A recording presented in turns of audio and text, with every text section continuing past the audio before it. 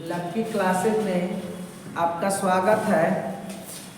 और हम चाहते हैं कि त्रिकोणमिति से 40 नंबर का एग्जाम में क्वेश्चन पूछता है। और कहीं के भी आप बच्चे हों, अगर एक बार हमारे वीडियो को देख लेंगे तो ऐसा आपको महसूस होगा कि अब मैथ में कभी भी डर नहीं हो सकता है, मैथ में आप कभी भी फेल नहीं कर सकते हैं।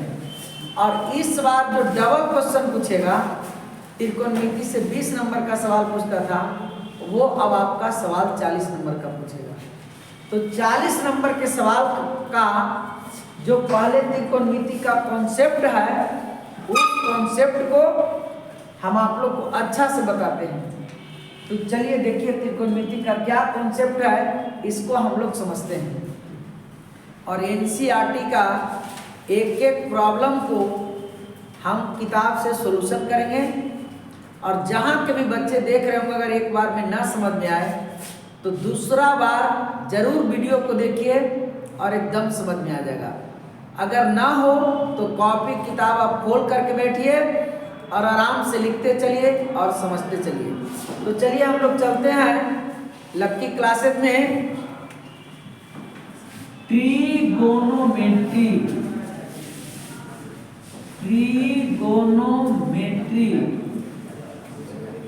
इसको हिंदी में हम लोग बोलते हैं त्रिकोणमिति।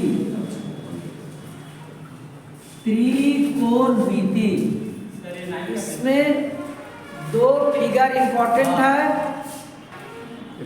हाँ, इसमें दो फिगर इंपॉर्टेंट है। आपका पहला फिगर है, ये है, इसका नाम ए है, इसका नाम बी है और इसका नाम सी है। अब हम लोग इसको देखते हैं कि जहां आधार हो और आधार पर एक सीधा लंब हो, और जब लंब होगा तो यहाँ पर समकोण होगा, और समकोण के सामने वाली भुजा कर्ण। 9th क्लास में पढ़ना है कि एक समकोण त्रिभुज में कर्ण का वर्ग अन्य दो भुजाओं के वर्गों के योगफल के बराबर होता है। 10th क्लास में भी है, 9th क्लास में भी है, और 8th क्लास में इसमें छोटा छोटा मैथ पढ़ना है। तो चलिए हम लोग देखते हैं कि समकोण के सामने वाली भुजा कर्ण अगर थीटा कोण यहाँ बनाती है तो थीटा के सामने वाली भुजा लंब, और जो बच गया वो आपका आधार है।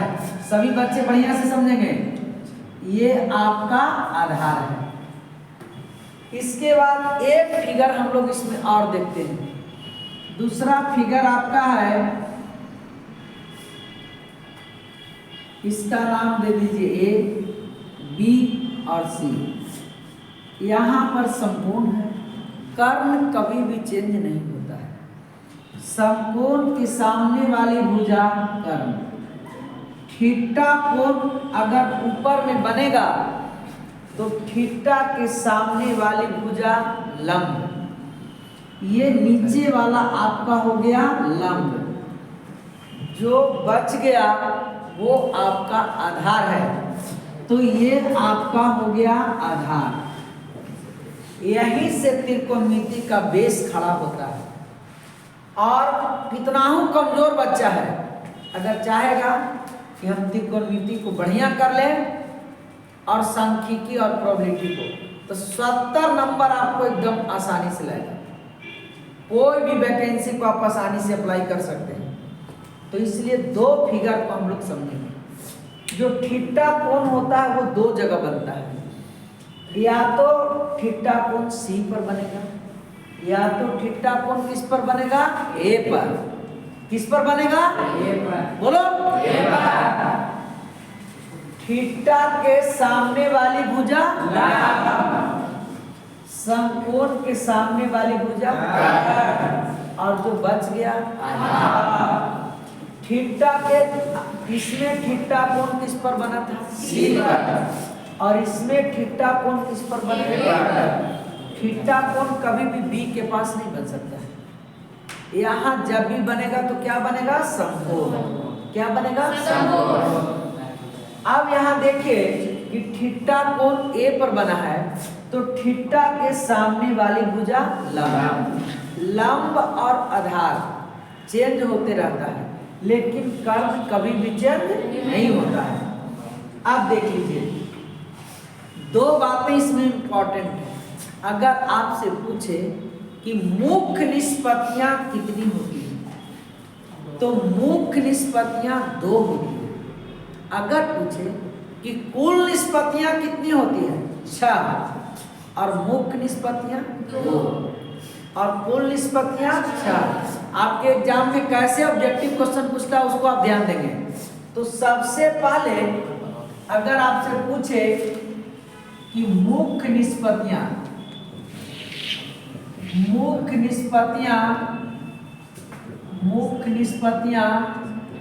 2 होती हैं। मुख्य निष्पत्तियां कितनी होती हैं? 2। एक को हम लोग बोलते हैं साइन थीटा और दूसरा को हम लोग बोलते हैं कॉस थीटा। ये दोनों है, ये आपका मुख्य निष्पत्तियां हैं। मुख्य निष्पत्तियां हैं। इसके बाद कुल निष्पत्तियां की बात किया जाए, कुल निष्पत्तियां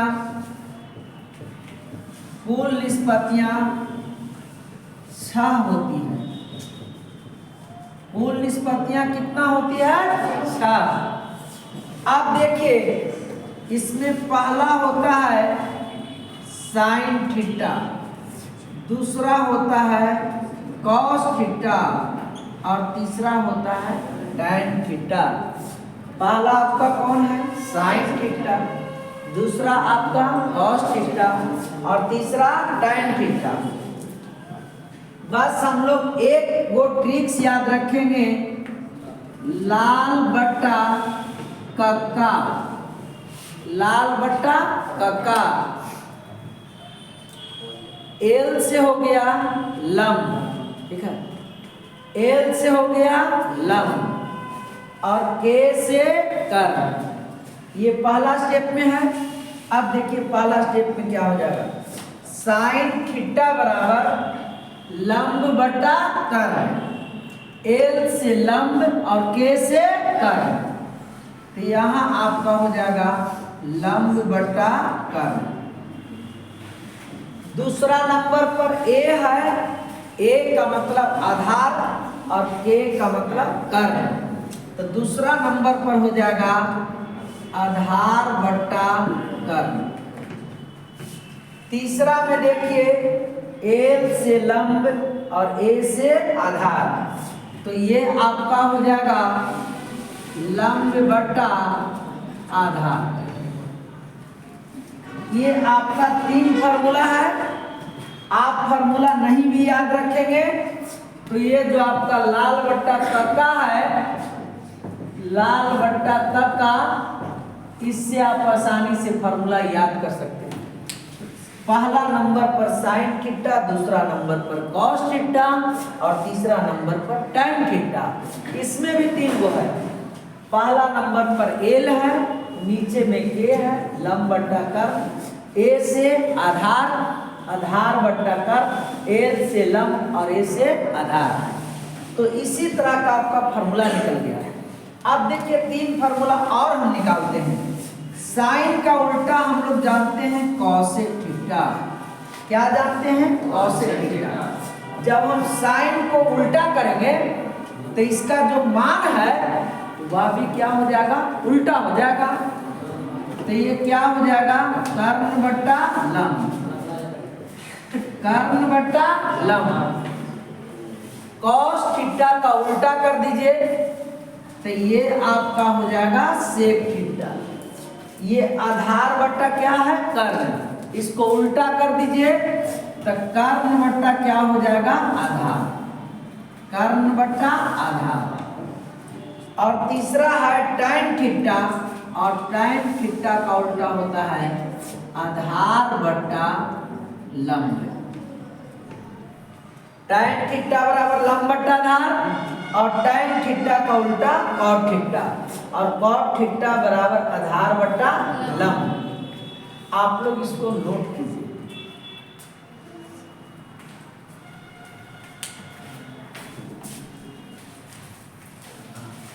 वहां तक हम लोग अभी पढ़ लिए थे, चाहे तो आप लोग स्क्रीनशॉट ले लीजिए या कॉपी किताब लेके बैठ जाइए, आप आराम से लिख सकते हैं। अब इसमें एक फार्मूला और इम्पोर्टेंट है, कर्ण स्क्वायर बराबर लंब स्क्वायर प्लस आधार स्क्वायर। देखिए आप एक फार्मूला लिखेंगे तो एक फार्मूला से ये पूरा आपका मैथ बन जाएगा, लेकिन अगर फार्मूला आप निकालना चाहते हैं तो आप फार्मूला को भी निकाल सकते हैं। तो देख लीजिए, अगर लंब स्क्वायर का मान निकालना है तो ये आपका हो जाएगा कर्ण स्क्वायर माइनस आधार स्क्वायर इक्वल टू आपका हो गया लंब स्क्वायर। अगर लंब स्क्वायर का फार्मूला निकालिए, आधार स्क्वायर का निकालना चाहते हैं, आधार स्क्वायर बराबर कर्ण स्क्वायर माइनस लंब स्क्वायर। इससे निकल गया 3 फार्मूला। अब इसके बाद है कि सिर्फ अगर कर्ण का मान निकालना चाहते हैं, सिर्फ अगर लंब का मान निकालना चाहते हैं, सिर्फ अगर आधार का मान निकालना चाहते हैं, कर्ण पर से स्क्वायर को हम हटाएंगे तो दूसरे तरफ आपका रूट हो जाएगा। लंब पर से स्क्वायर हटाएंगे तो दूसरे तरफ रूट हो जाएगा। स्क्वायर पर आधार पर से स्क्वायर हटाएंगे तो इस पर आपका रूट हो जाएगा। तो इस फार्मूला को भी देख लीजिए, कर्ण स्क्वायर बराबर लंब स्क्वायर प्लस आधार स्क्वायर, अर्थात कर्ण बराबर अंडर रूट लंब स्क्वायर प्लस आधार स्क्वायर। लंब स्क्वायर से फार्मूला निकालिए,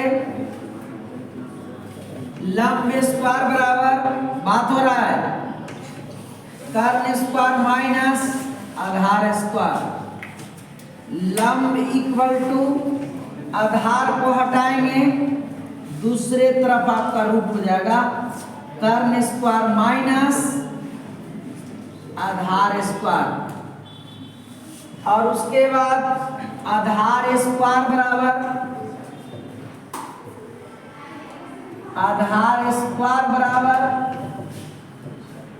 कर्ण स्क्वायर माइनस लंब स्क्वायर। आधार बराबर अंडर रूट कर्ण स्क्वायर माइनस लंब स्क्वायर। लेसन 1 में इतना ही फॉर्मूला है और इतना फार्मूला को आप याद कर लेंगे, मैथ आपका आसानी से ट्रिगोनोमेट्री का बनेगा। अगर ये बेसिक फार्मूला आप नहीं याद किए तो कभी भी आपको त्रिकोणमिति बनना संभव नहीं है। त्रिकोणमिति को आप अच्छा से कभी भी नहीं बना सकते। त्रिकोणमिति को अच्छा से बनाने के लिए ये लेसन 1 का फार्मूला कंप्लीट करना बहुत जरूरी है। तो आज भर क्लास यहीं तक, इसके बाद क्लास अगले दिन।